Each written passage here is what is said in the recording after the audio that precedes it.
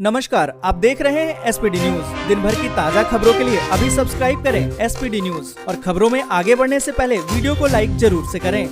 और इसी के साथ आज की पहली बड़ी खबर कि पीएम नरेंद्र मोदी ने कई परियोजनाओं की रखी आधारशिला। बोले कि मेक इन इंडिया का हिस्सा बनेगा दाहोद। जहांगीरपुरी मामले में एमसीडी के बुलडोजर पर सुप्रीम कोर्ट का ब्रेक, यथास्थिति बनाए रखने का दिया आदेश। दिल्ली में भी मास्क पहनना होगा अनिवार्य, नियम तोड़ने पर होगा 500 रुपए का जुर्माना। स्कूलों के लिए जारी किया गया एसओपी। जहांगीरपुरी में बुलडोजर चलने पर अवैसी ने बीजेपी और आम आदमी पार्टी को घेरा, कह डाली बड़ी बात। जहांगीरपुरी में बुलडोजर चलने पर राहुल गांधी भड़के, बीजेपी को दी नसीहत। पीएम किसान की 11वीं किस्त पाने के लिए ई-केवाईसी है जरूरी, पोर्टल की बजाय सीएससी सेंटर जाकर पूरा करें प्रोसेस। मध्य प्रदेश के खरगोन में घटना के 11 दिनों के बाद कर्फ्यू में मिली 6 घंटे की ढील। देश भर में कोविड-19 के केसों में 66% का उछाल, बीते 24 घंटे में 2067 नए मामले।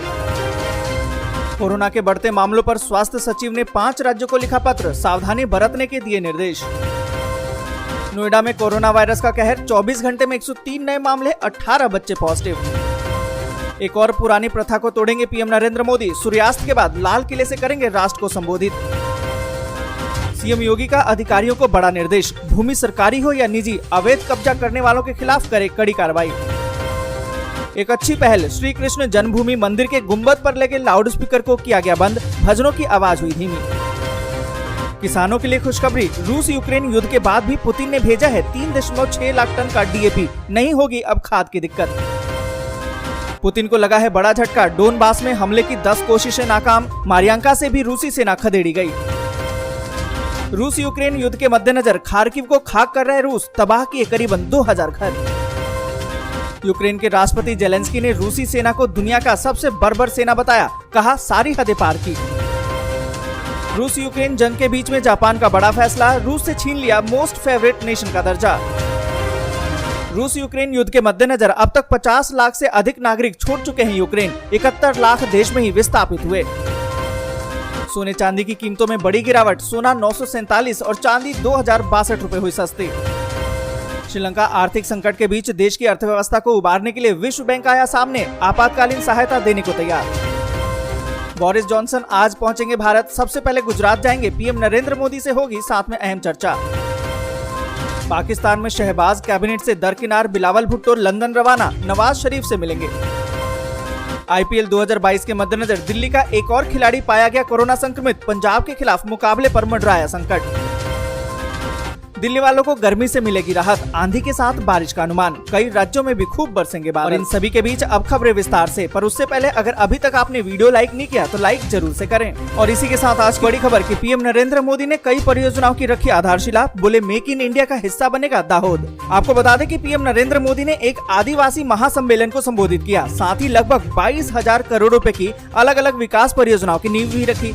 इसमें दाहोद में रेलवे उत्पादन इकाई में 9000 हॉर्स पावर के इलेक्ट्रिक इंजन के निर्माण की परियोजना भी शामिल है। पीएम नरेंद्र मोदी ने कहा कि दाहोद अब मेक इन इंडिया में भी महत्वपूर्ण भूमिका निभाने जा रहा है। और इन सभी के बीच अगली बड़ी खबर कि दिल्ली में भी मास्क पहनना हुआ अनिवार्य, तोड़ने पर 500 रुपए का जुर्माना, स्कूलों के लिए एसओपी जारी। आपको बता दें कि कोरोना वायरस संक्रमण के मामलों में तेजी से इजाफा होने के बीच दिल्ली वालों के लिए एक बड़ी खबर आ रही है। उत्तर प्रदेश और हरियाणा के कुछ शहरों में मास्क अनिवार्य होने के बाद अब दिल्ली सरकार ने भी कठोर कदम उठा लिया है। अब दिल्ली में मास्क नहीं पहनने पर लोगों को 500 रुपए का जुर्माना देना होगा। दिल्ली आपदा प्रबंधन प्राधिकरण ने एक बैठक बुलाई थी, इस बैठक में इसका निर्णय लिया गया है। और साथ ही आपको बता दें कि इस बैठक में कोरोना के मद्देनजर स्कूलों के लिए नए सिरे से एसओपी जारी कर दी गई है। और इसी के साथ अगली बड़ी खबर की 11वीं किस्त पाने के लिए ई-केवाईसी है जरूरी, पोर्टल की बजाय इस तरह से पूरी कराएं प्रक्रिया। आपको बता दें कि अगर अभी तक आपने पीएम किसान योजना के लिए ई-केवाईसी की प्रक्रिया पूरी नहीं करवाई है और वो भी पोर्टल से करवाने की आप इंतजार कर रहे हैं, तो अब ये नहीं हो पाएगा। इसके लिए आपको घर से बाहर निकलना ही होगा।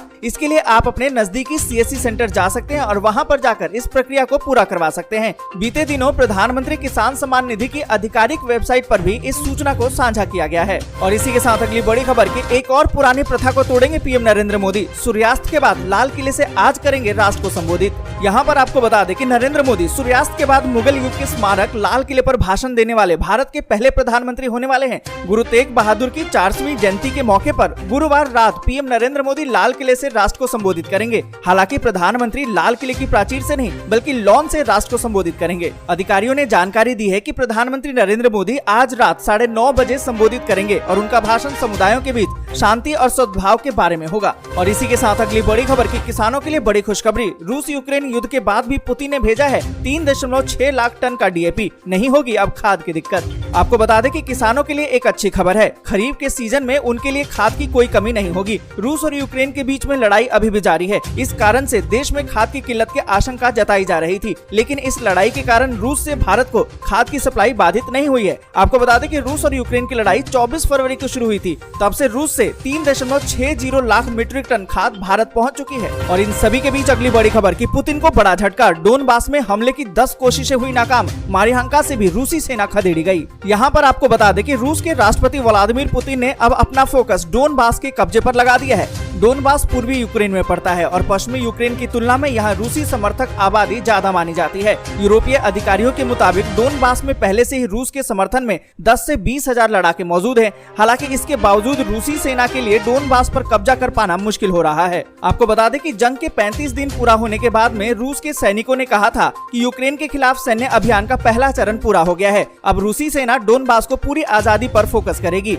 यहाँ पर आपको बता दें कि एक्सपर्ट ने इसे रूसी सेना की नाकामी से जोड़ा था। और इसी के साथ अगली बड़ी खबर कि खार्किव को खाक कर रहे रूस, तबाह किए करीबन 2000 घर। आपको बता दें कि रूस और यूक्रेन के बीच में करीबन 2 महीने पहले हुई जंग की शुरुआत ने एक खतरनाक मोड़ ले लिया है। आपको बता दें कि पूर्वी यूक्रेन में रूसी सेना काफी आक्रामक होती नजर आ रही है। मारियोपोल जैसे शहर करीब करीब तबाह हो चुका है। वहीं अब रूसी सेना के निशाने पर खार्किव है। खार्किव में रूसी सेना लगातार हमला कर रही है। आपको बता दें कि रूसी सेना ने एक ही दिन में करीबन 40 भवनों को निशाना बनाया है। खार्किव में हमले अभी भी तेज हैं। रूसी हमले में खार्किव के करीबन 18 लोगों की मौत हो चुकी है, जबकि 100 से अधिक आम नागरिक भी घायल हुए हैं। और इसी के साथ अगली बड़ी खबर कि यूक्रेन के राष्ट्रपति जेलेंस्की ने रूसी सेना को दुनिया का सबसे बर्बर सेना बताया। कहा कि सारी हदें पार की। आपको बता दें कि यूक्रेन के राष्ट्रपति व्लादिमीर जेलेंस्की ने रूस की सेना को दुनिया का सबसे बर्बर सेना करार दिया है।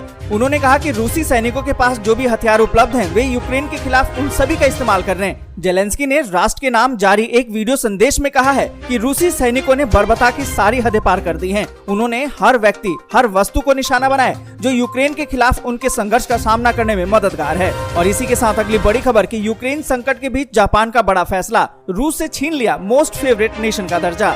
आपको बता दें कि यूक्रेन के ऊपर रूस लगातार हमलावर होता जा रहा है। इसके मद्देनजर जापान ने रूस से सबसे पसंदीदा राष्ट्र का दर्जा भी बुधवार को औपचारिक रूप से रद्द कर दिया। टोक्यो ने नागरिकों के खिलाफ रूसी सेना के व्यापक अत्याचारों की खबरों के बीच ये कदम उठाया है। और इन सभी के बीच अगली बड़ी खबर कि बोरिस जॉनसन आज पहुंचेंगे भारत। सबसे पहले जाएंगे गुजरात। पीएम नरेंद्र मोदी के साथ होगी अहम चर्चा। आपको बता दें कि ब्रिटेन के प्रधानमंत्री गुरुवार को यानी कि आज 2 दिवसीय भारत के दौरे पर आ रहे हैं। वो आज सुबह अहमदाबाद एयरपोर्ट पर पहुंचेंगे। जॉनसन 21 अप्रैल को गुजरात के अहमदाबाद से यात्रा की शुरुआत करेंगे और प्रमुख व्यापारिक समूह के नेताओं के साथ मुलाकात भी करेंगे। इस दौरान वो ब्रिटेन और भारत में फलते फूलते वाणिज्यिक व्यापार और लोगों के संबंधों पर चर्चा भी करेंगे। आपको अच्छी लगी हो तो लाइक और शेयर जरूर कर दें।